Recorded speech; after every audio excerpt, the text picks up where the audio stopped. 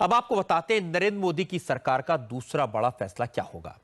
हमारे पास इस बात की पक्की जानकारी है कि नरेंद्र मोदी ने दो महान व्यक्तियों को भारत रत्न देने का फैसला किया है। इसका औपचारिक ऐलान सरकार के गठन के बाद मंत्रिमंडल करेगा। हमें जो जानकारी मिली है उसके मुताबिक नरेंद्र मोदी चाहते हैं कि नेताजी सुभाष चंद्र बोस को भारत रत्न दिया जाए। देश को आजाद हुए 67 साल हो गए और सुभाष चंद्र बोस को अभी तक भारत रत्न से सम्मानित नहीं किया गया। मोदी चाहते हैं कि सरकार के गठन के बाद जल्दी से जल्दी सुभाष चंद्र बोस को भारत रत्न से सम्मानित किया जाए। नेताजी सुभाष चंद्र बोस को नरेंद्र मोदी अपना आदर्श मानते हैं।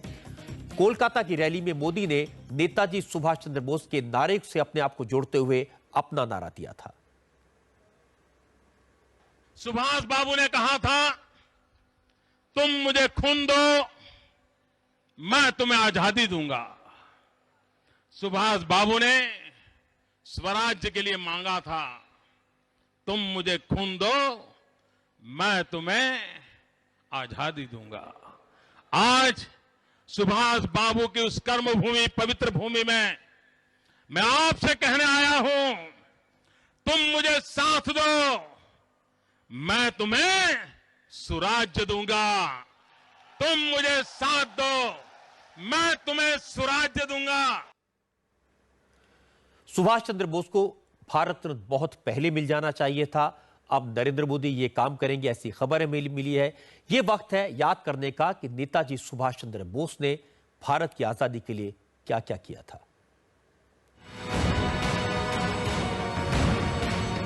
नेताजी के नाम से मशहूर सुभाष चंद्र बोस का जन्म 23 जनवरी 1897 को उड़ीसा के कटक में हुआ।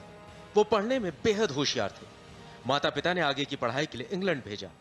सुभाष ने 1920 में इंडियन सिविल सर्विस की परीक्षा पास की, लेकिन भारत में स्वतंत्रता संग्राम के चलते उम्मीदवारी वापस ले ली।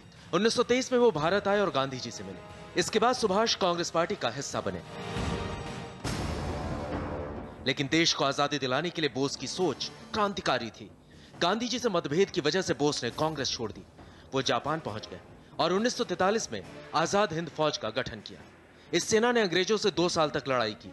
सुभाष चंद्र बोस ने ही तुम मुझे खून दो, मैं तुम्हें आजादी दूंगा और दिल्ली चलो जैसे क्रांतिकारी नारे दिए थे। बोस जापान के समर्थक थे, लेकिन दूसरे विश्व युद्ध में जापान की हार के बाद माना जाता है कि वहां से भागते हुए ताइवान में हवाई दुर्घटना हुई, जिसके बाद 18 अगस्त 1945 को उनकी मौत की खबर आई। लेकिन बोस की मौत एक राज बनी हुई है, क्योंकि कई लोगों ने दावा किया कि बोस जिंदा थे और गुमनामी की जिंदगी जीते रहे।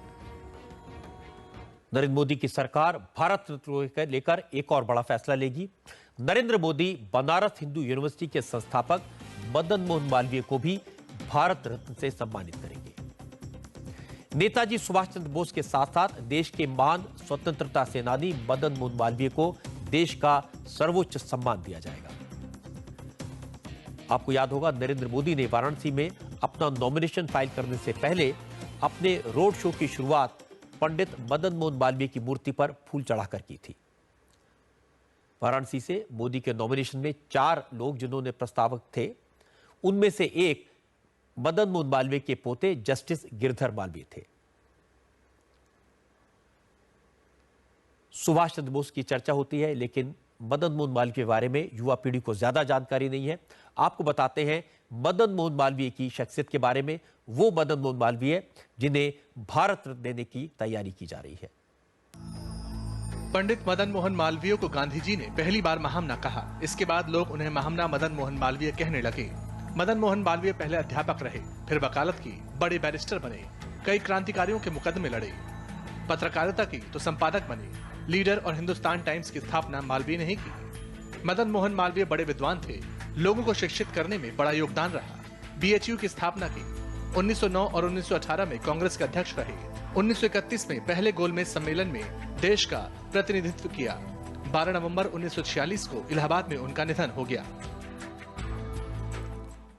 नरेंद्र मोदी की इस बात के लिए पूरे देश में प्रशंसा की जाए कि उन्होंने नेताजी सुभाष चंद्र बोस और पंडित मदन मोहन मालवीय को भारत रत्न देने का फैसला किया। भारत को आजादी दिलाने में सुभाष चंद्र बोस की जबरदस्त भूमिका थी, लेकिन गांधी नेहरू परिवार ने उन्हें पूरा सम्मान नहीं दिया। इसी तरह से पंडित मदन मोहन मालवीय ने शिक्षा और समाज के सुधार के क्षेत्र में महान काम किए, लेकिन उनका सम्मान करना भी नेहरू गांधी परिवार को सूट नहीं करता। अब उम्मीद यह है कि नरेंद्र मोदी ये फैसला करेंगे।